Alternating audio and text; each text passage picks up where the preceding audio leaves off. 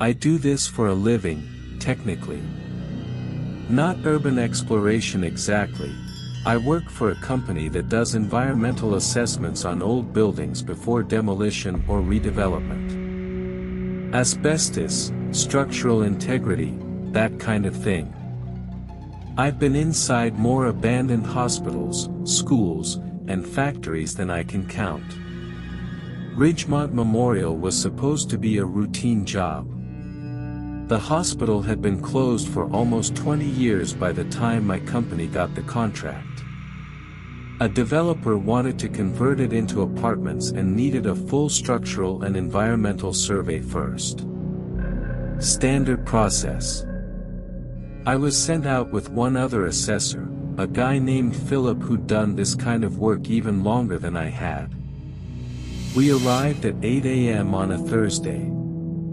Got the keys from the property management company holding the contract.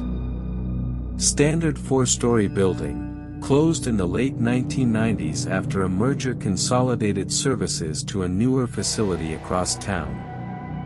The first 2 floors were unremarkable. Water damage, collapsed ceiling tiles, the usual decay you see in any building left empty for 2 decades. We worked methodically, Philip taking structural notes, me taking air samples and photographing visible deterioration. We got to the 3rd floor around 11 a.m. The 3rd floor had been the psychiatric ward. I want to be clear that I didn't know this when we walked up there. The floor plans we'd been given were generic, labeled by room number, nothing indicating former use. I found out what it had been later, from the same local history forum that always seems to have answers for buildings like this.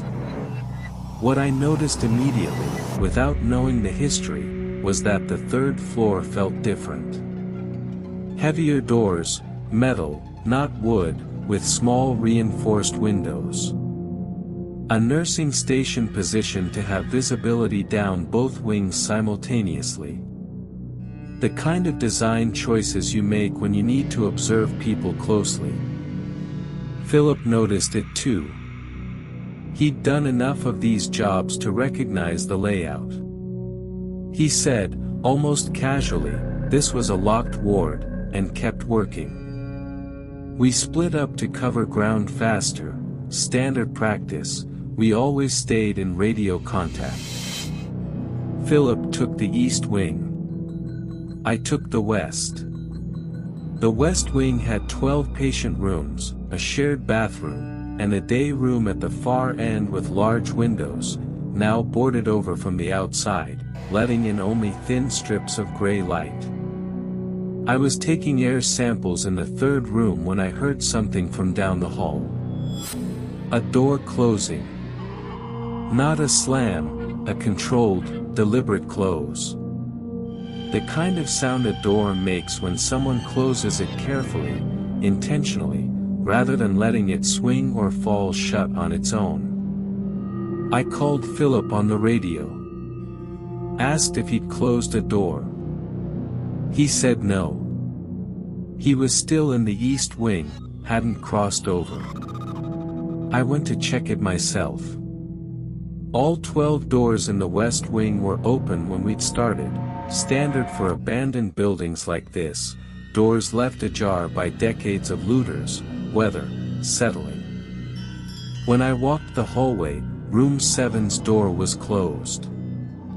I stood there for a moment. Then I opened it. The room was empty.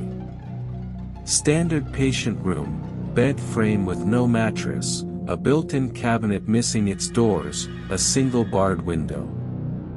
Nothing different from the other 11 rooms.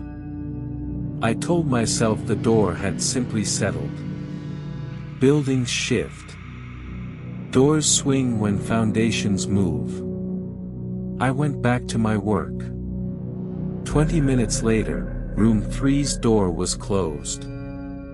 I hadn't heard this one close. I simply walked past it and noticed it was shut when it had been opened 10 minutes earlier when I'd photographed inside it. I called Philip again. Told him what was happening. He came over from the East Wing, not because he sounded worried, but because we'd reached a point in the assessment where we needed to compare notes anyway. When he arrived, he opened room 3's door himself. Empty, same as before. We finished the West Wing together after that. No more doors closed while we were both present. We broke for lunch around 1 p.m., sitting in the van in the parking lot. Philip mentioned, in the way you mentioned something you've been turning over but haven't said out loud yet, that he didn't like the 3rd floor. He'd done these assessments for 11 years. He told me that twice before, twice in 11 years, he'd worked a building with a history like this one, and both times something similar had happened. Doors closing. A feeling of being observed that didn't match anything he could document. He said he didn't believe in ghosts. He said he believed in things he couldn't explain, which he considered a different category entirely. We went back up after lunch to finish the East Wing's environmental samples, the section Philip had started that morning. This is the part I've had the most difficulty explaining to people, including myself.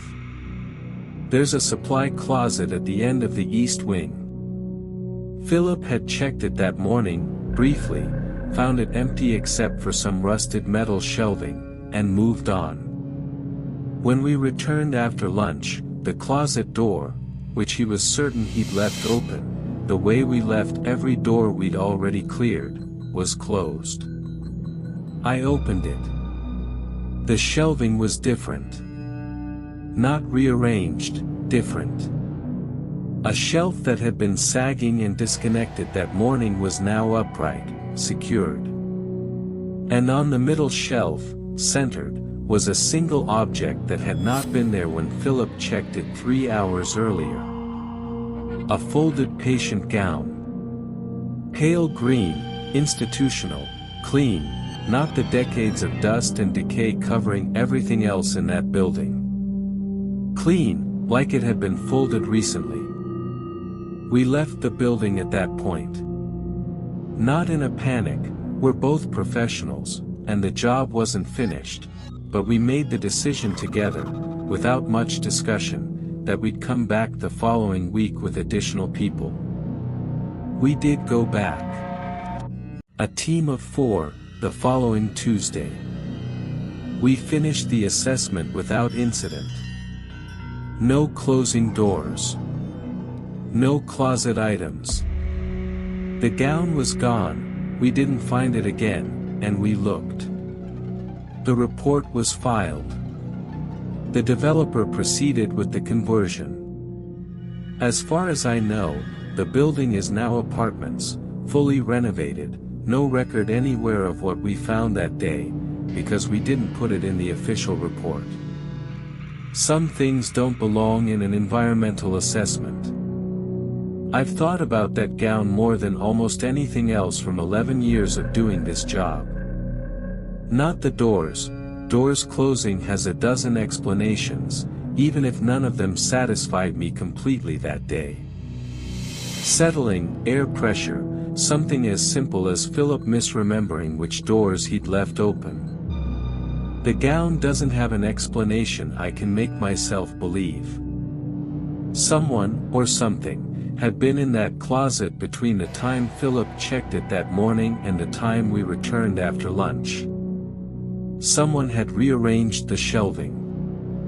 Someone had folded a clean garment and placed it, deliberately, where it would be found.